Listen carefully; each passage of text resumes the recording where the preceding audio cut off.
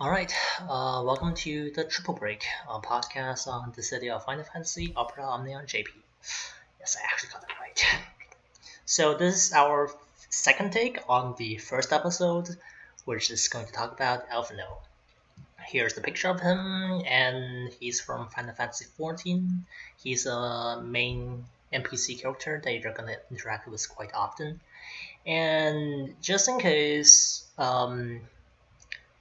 we all have quite different pronunciations of his name because reasons. So bear in mind with that. Try not to get confused, and let's get started. So Alphinaud was just his LC was just reintroduced in Japan, where he got his EX weapon as well as his EX plus. He was initially released with only his 15 CP and 35 CP, and that's how he's gonna be like when he will be likely released in the global version next month.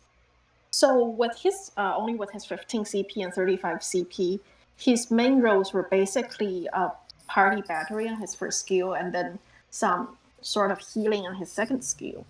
And with his EX weapon, I think the devs somehow like redid his kit and adding much more things to him.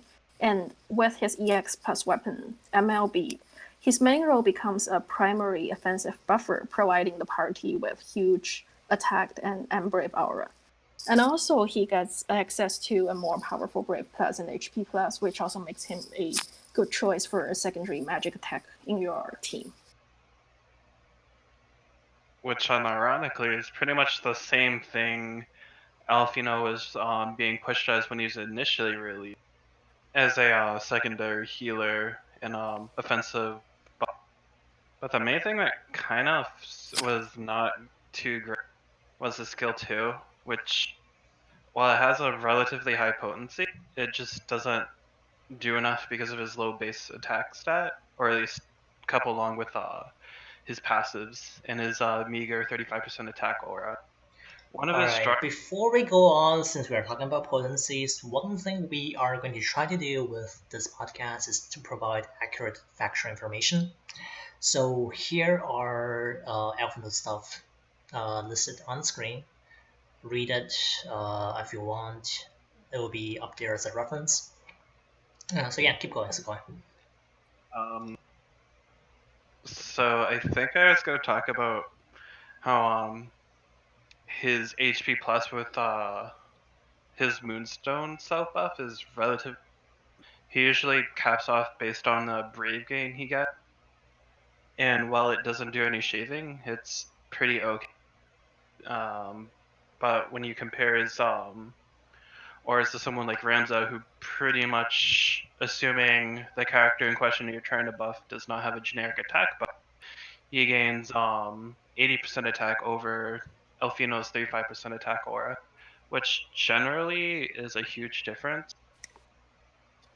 And on another note, while Alphinaud has a 20% brave damage reduction buff with his moons buff, Selfie has a 40% brave reduction buff, which, while isn't a huge difference, Selfie also has a 70% debuff resistance for a party, as well as X recast up, which can help characters like Golbez to do a 2-skill 1x type of thing, or Sync do 3 skills on top of my head. Leave it to Sugoi to plug Golbez in somehow. I mean, how else wouldn't I do it? So, yeah. Overall, using Alphinaud with his space kit, he's just not good overall. Well, yeah, he just doesn't have enough damage on his own. He can't really shave consistent. His healing is okay, but it's not good as a self-healer. I can't really think of anything else to say on top of my head, so I will leave it for the next section.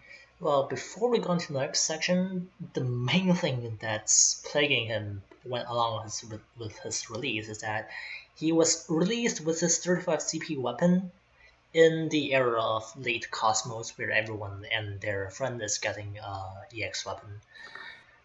So yeah, it doesn't really help. Anyways, speaking of EX weapons, he was recently released with his EX weapon with his LC. And in the era of chaos, he is also getting EX plus.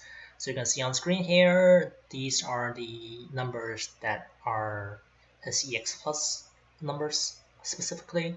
So with his EX, he basically gets a pretty impressive offensive kit without having a rework on his base kit. Now, what he basically does is he summons his Obsidian Carbuncle instead of the Moonstone one, and then that gives him access to Brave Plus and HP Plus that both do damage. Kind of reminiscent of, who was it? Yeah, it was was it? Yeah, because Hope actually doesn't get Brave Plus that does HP damage. You can read about the potencies and whatnot on screen. One highlight, of course, is the first LB on his EX Plus, which gives the party 50% attack and max brave aura, bumping his total attack aura up to 85%, max brave aura to 75% with Obsidian, or 95% with Moonstone, which basically puts him on the top there as attack and brave aura. I On just want to top, interject for one moment and say this is completely different from his base. Like these are two different characters already. pretty much, it's actually kind of impressive how they basically overhaul the entire character without touching their base kit. Some other stuff too that's notable about his EX is that it's an instant free turn skill. So it doesn't cost a turn, and it has a good amount of bravery refund. So after you use the EX to deal a crap ton of damage, you get basically like a 40k brave back to do another HP plus, which has splash on it, and it gives a free skill on the next turn, which means even though before he only had 5 and 7 skill uses, now he can practically, well, not practically, but he can technically go through the entire fight without expending a single skill use at all. Another thing that you might note from this list is that he actually has a pretty potent poison. His poison, he applies a poison on his HP plus, which is worth 80% of the initial brave, and he also has a poison aura on his unique buff Shadow Flare. Well, don't question why Shadow Flare is a buff, and Shadow Flare is no longer back in 14, unfortunately. So here's your reminder that this skill existed. Remember them.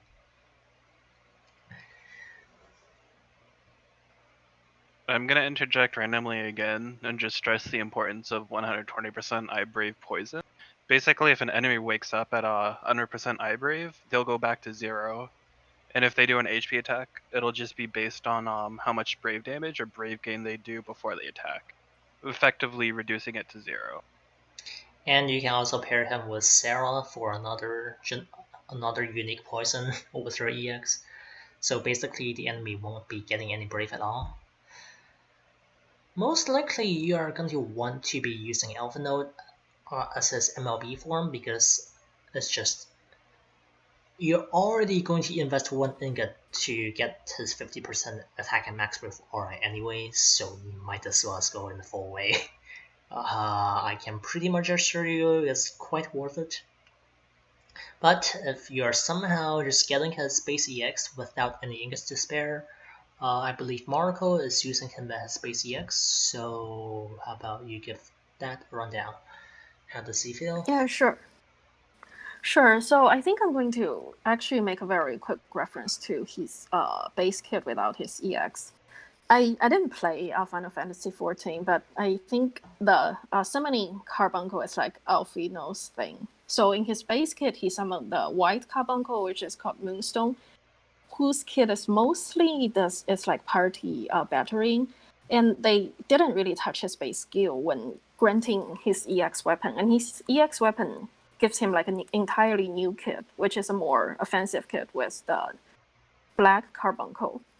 And while you definitely, if you want to use him, you definitely would want to get him to the MLB, even if just for the extra stats and the extra aura. But I think even at base EX, that is without even putting a book into him, he's a much better character. So a lot of the things that's in his EX plus is also in his EX base EX. For example, the free skill after doing the HP plus plus, as well as the poison and all those self buffs and self ATK and Ambrave increase. So I think with his EX weapon, Alphinaud definitely hits much harder and can do some shaving. And another thing about him is that it's also tied to his summon carbuncle thing. So when he's broken by the enemy, the carbuncle just runs away, just abandons him. I think this was actually one of the biggest drawbacks for him during his 15 and 35 CP era, because sometimes in order to not get broken, he's forced to do Brave Plus, and that just hurts his turn efficiency greatly. But here with his EX weapon, he gets a new Brave Plus that actually does HP attack, and then refunds himself Brave. So in this sense, even if it's being targeted, you can just safely do Brave Plus, you can dump your Brave to damage, and then still get Brave back to not getting broken. So I this, want I want to interject on something yes. here. He does get punished on break, but with his EX weapon, it's actually a lot mitigated because his buff Shadow Flare gives him a massive attack and brave bonus, which is independent of whether the carbuncle is summoned or not. So if he loses the Obsidian Carbuncle, he only loses 20% of attack and max brave, and if he loses a Moonstone, well, it's not that much because we don't really notice the 20% max brave and 20% damage reduction anyways. The biggest loss is from his offensive kit if he loses Obsidian, but he can get it back pretty easily if he just spends a few free turns, just summoning his Moonstone back again, because he actually gets skills. He gets free skills from his HP plus, so it's not too much of a problem. Okay, so I'm gonna continue. So another thing with like not booking him or not being him is that when he starts the battle, he doesn't get any of his EX buff. So you're stuck with Moonstone for like a few turns. And also his EX is slow recast, which means it takes some skills to have it set up. But even in this case, because of the free skill thing, I think normally he won't run out of skills even at base EX. And also, I'd like to reference back again to his buffs from Moonstone. So Moonstone does a number of different things for him based on how much Brave he has or how much HP he has. I remember Moonstone does like self-heal, self-HP heal, or self-battery and party battery. And the one thing I feel is, or even just like the only good thing about the Moonstone is that it gives him a buff when his Brave is over 80% of his max Brave. And that buff gives him 20% ATK up and 20% more self-overflow. And back then, it was actually the first overflow buff. Was it? Yeah. I think Eros was before him though. Wasn't she? I think Eris was after him in JP. I don't actually remember. Yeah. We can check the Because calendar later, maybe. Because at that time when he got the buff, we were thinking, no, before that we have like Sass, who has his AA as like party overflow, Right. but that's like all we got. And then we were like speculating because this Alphinaud has the self overflow buff. Would there be someone who gives party overflow buff, and then their Aerith comes along? And then later everyone gets the party overflow Yeah, buff. yeah, and now everybody does that. So normally that buff is just for one turn, but the interesting thing is that if he uses his EX skill while that buff is active, that buff doesn't go away for one turn. So it technically becomes 2 turns. So you're getting that additional 20% attack and overflow for his EX skill, as well as the follow-up HP plus or Brave plus. So basically what we are trying to say here is, sorry for interrupting, while he cannot have both the Obsidian and the Moonstone Carbuncles up at the same time, he can have both their buffs up at the same time. So at max, he can have up to 40% extra overflow for one attack, on top of additional 20% attack and 1.2 extra damage against debuff targets. So if you want to go for it, that's a pretty hefty max attack that you're going to be able to do with the CX. All right, keep going. Okay, and another thing I want to point out about his kit is also the defense down buff. So for chaos fights, boss actually have pretty high defense. So defense down buff is actually more helpful than people think. I think there was once a JP YouTuber who made a list of characters and how much they boost your damage. And on that list, at that time, Porum was the one that gives more boost. Because while she has less aura than Rosa, she has a defense down that Rosa doesn't have, which makes the characters hit much harder. And in the case of Alphinaud, and we'll just go talk about auras later on, but I'm just going to just very briefly touch on it. He has like an 80k aura that's as high as Rosa's, and on top of that, he has a 30% defense down, which means he actually boosts the party's damage even more than Rosa does. Right. We think we can link the said video down in the description below when we actually upload this. So Sure. since we actually talk about auras, here is a slide for it. Should you pull? No, not yet.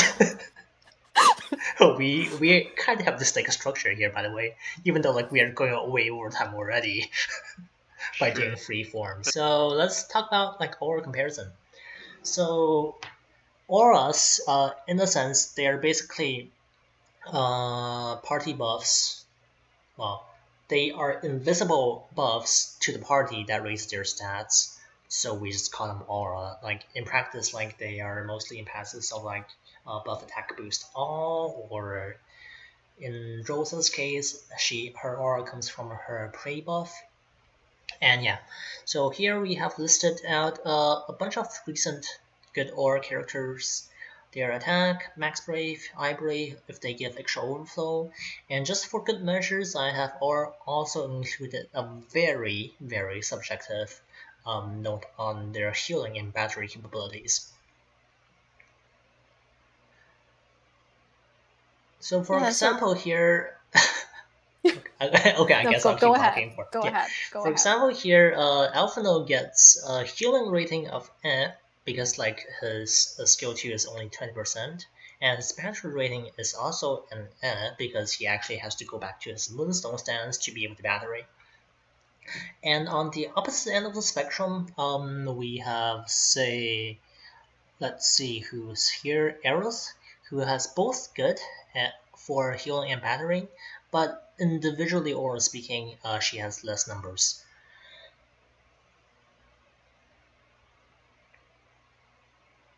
Okay, so they make this back up.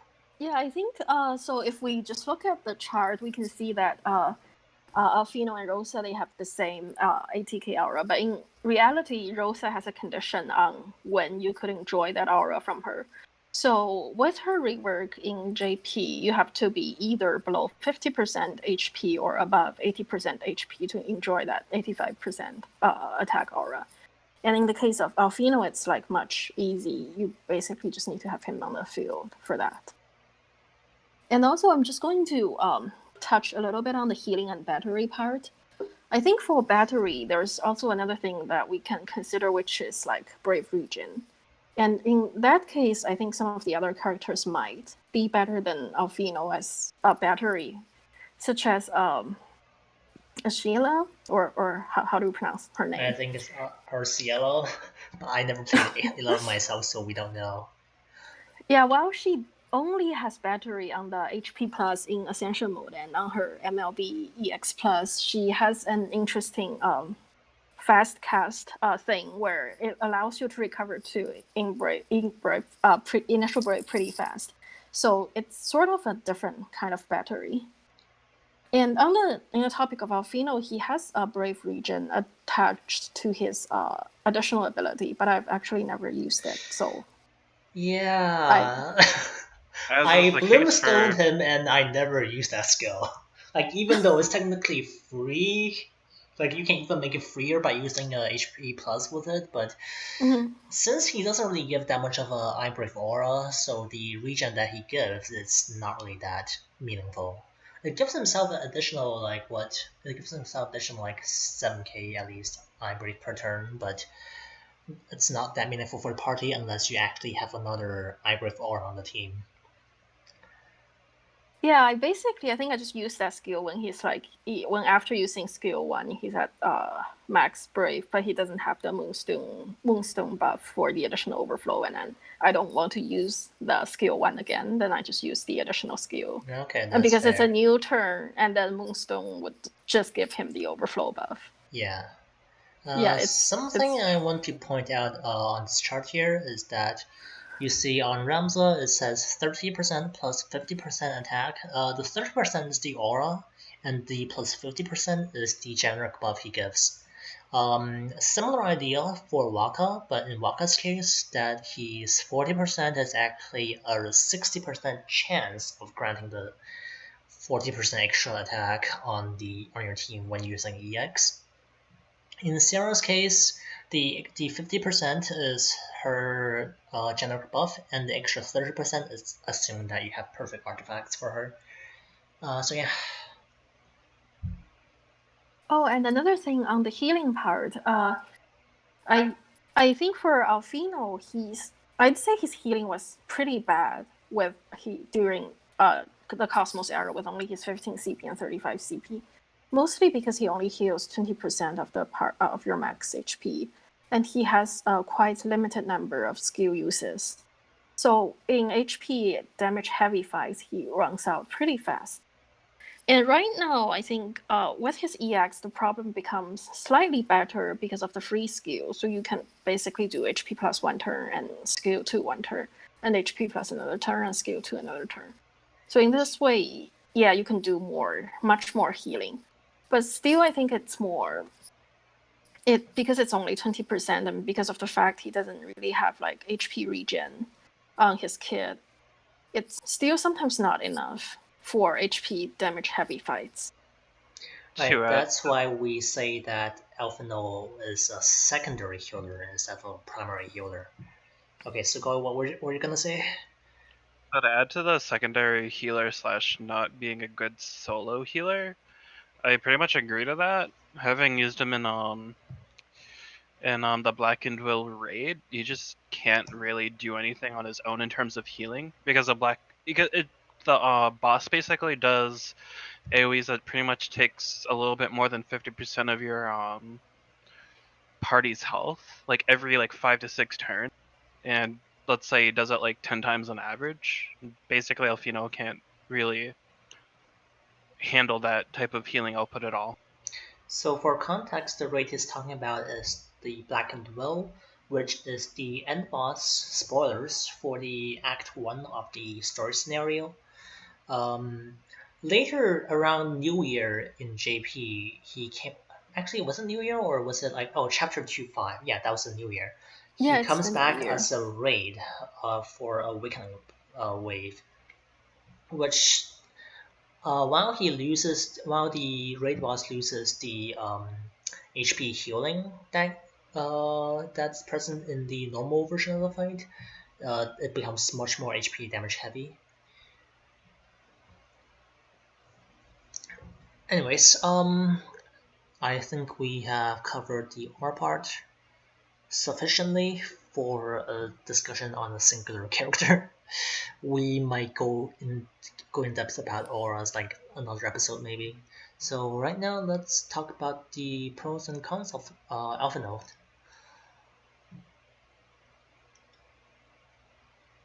Alright, here's the slide. So Alphinaud, of course, is a very good offensive aura. So he has 85% attack and 75% end brave. And of course, his longevity option is really good with his HP plus skill and free skill. The 120% combined total eye break poison is also pretty strong. And not to mention, his Shadow Flare also gives a 10% speed down aura, which can be stacked, though in Chaos, speed down is not that noticeable anymore due to the inherent speed buffs the enemies get when their health gets low. His HP damage is pretty good. That's thanks to his own brave regions, because when in Obsidian mode, he gets 100% of his initial brave back, and of course you can also activate his AA if you remember to do it. But here's the thing, don't mistaken him for a primary magic attacker, which means like his shaving ability is actually not that strong. He's good when the enemy is already broken and you have pretty high brave generation, so he can do pretty good damage with that. But if you actually need to shave, you probably need to prepare EX for that, or else have something else to do it.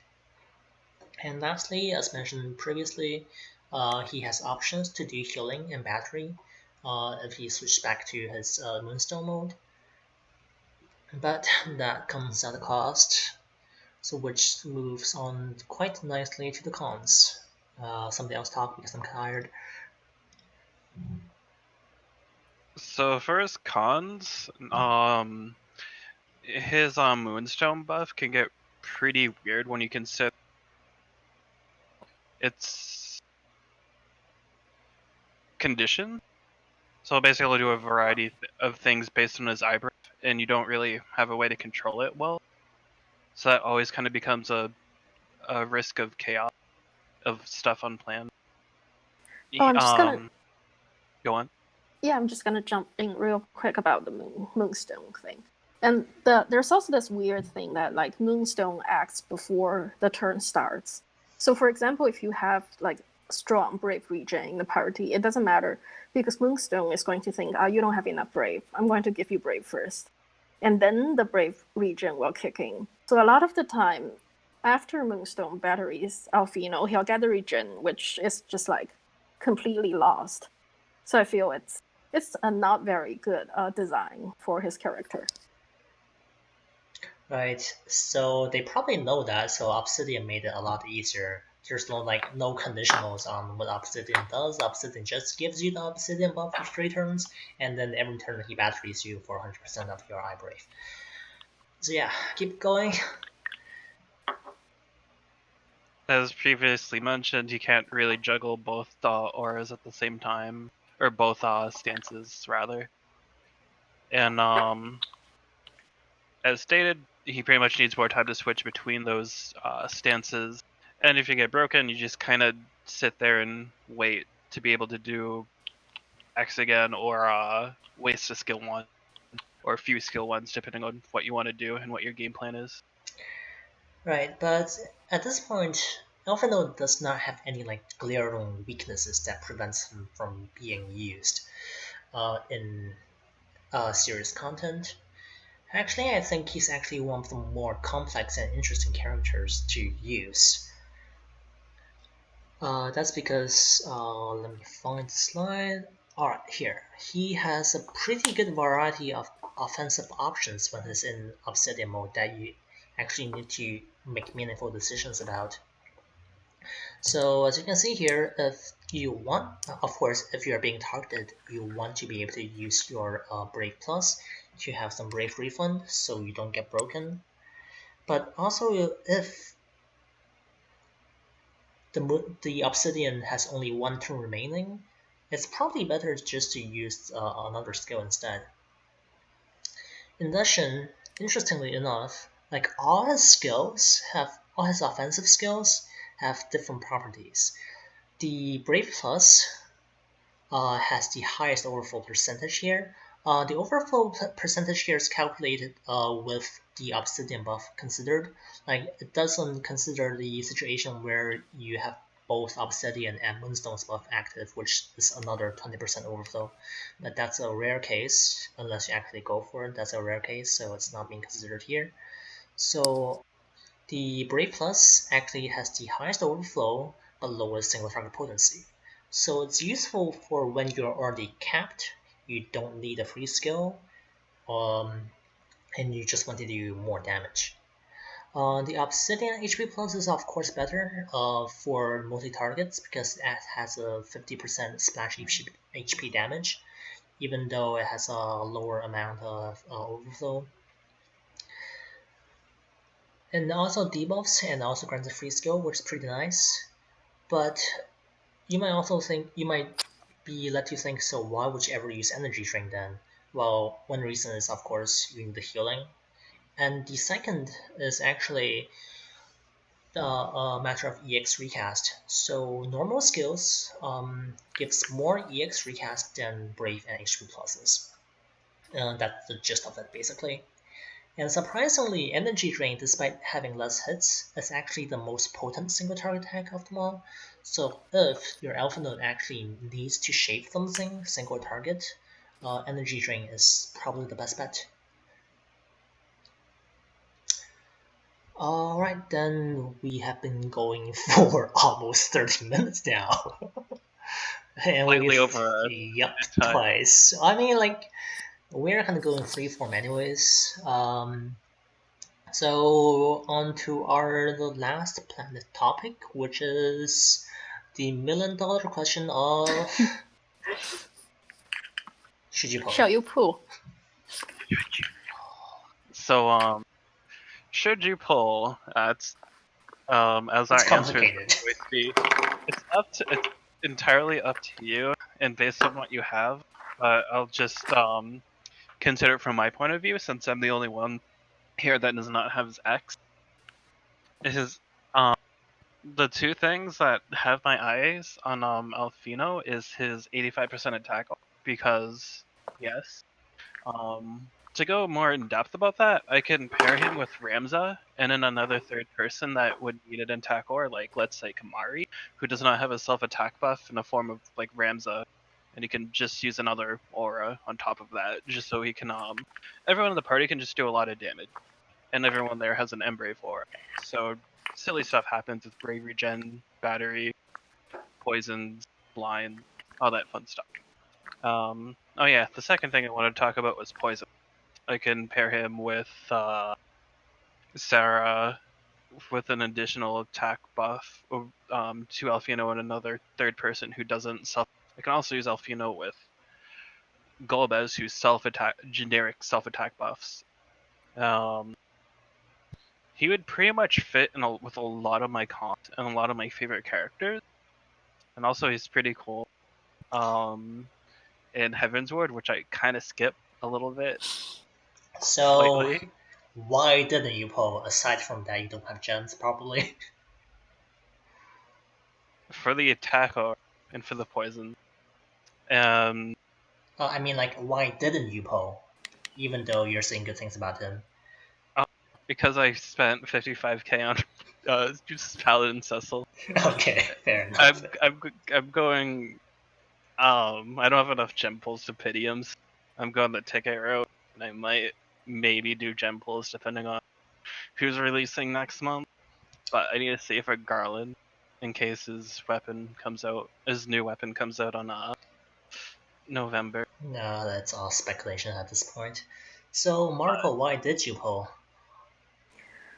So basically, I always have like stupid reasons for pulling. Like he's a good boy. I mean, I like the character design a lot, and I like the fact like he summons a cute little animal to fight along his side. And I think I enjoy characters whose kit are somewhat complicated, so you are not just bring that smashing buttons. And another thing I like about him is that he doesn't take up any party buff slot. So for people who know me, I have issues with characters that take up a lot of party buff slots. For example, like the Penelo or a Hope or even Selfie, even though they're all pretty good characters, but having like 3 or more party buffs just kills me. And Alphinaud, he does all his things without taking up any buff slot. And then you can easily like pair him with a lot of other characters. So I like that kind of flexibility as well. And Right. in general, I think this is a pretty nice banner, to be honest, because Ida is also a pretty strong character. Yep, Ida somehow, without getting a rework, becomes like one of the best physical attackers just by virtue of her EX alone.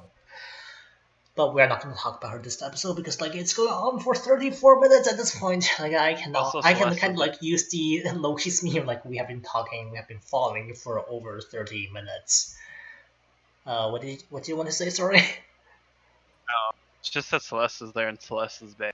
It's only her 35 CP, but she's worth it. Okay, fine.